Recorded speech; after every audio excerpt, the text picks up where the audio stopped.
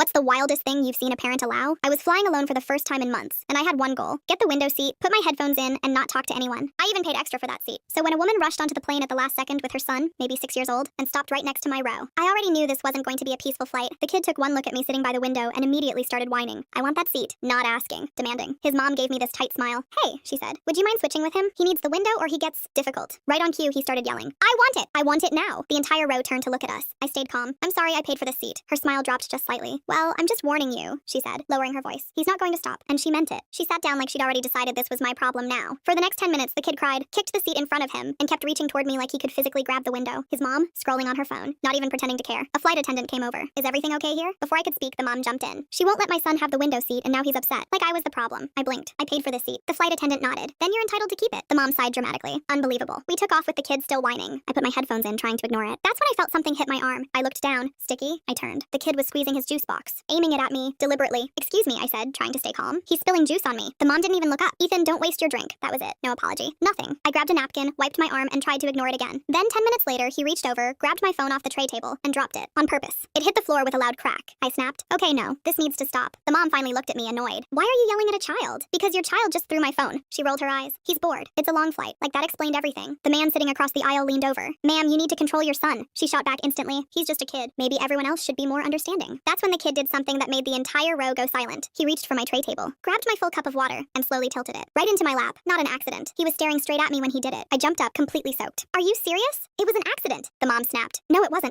A flight attendant rushed over. This time I didn't even have to explain. The man across the aisle spoke first. I've been watching this the whole time. The child is doing this on purpose. A couple people nearby nodded. The flight attendant's expression changed instantly. Ma'am, she said firmly, I need you and your son to come with me. The mom crossed her arms. We're not moving. Now a second flight attendant showed up. You can either move, she said calmly, or we'll have security meet the plane when we land. That did it. The mom huffed, grabbed her bag, and yanked her son up. This airline is ridiculous, she muttered as they walked to the back. The kid screamed the entire way down the aisle. And just like that, peace. For about an hour. Then suddenly people started shouting from the back. Flight attendants rushed past us. Apparently while his mom was in the bathroom, the kid had opened an overhead bin. Suitcases came crashing down. One hit a passenger in the head. When we landed, security was already waiting at the gate. As I walked off the plane, I passed their row. For the first time the entire flight, the kid was quiet. And the mom? Still arguing. Still acting like she'd done nothing wrong. I didn't say a word. I just kept walking. Because honestly, that flight taught me something I'll never forget. Some kids aren't the problem. Their parents are.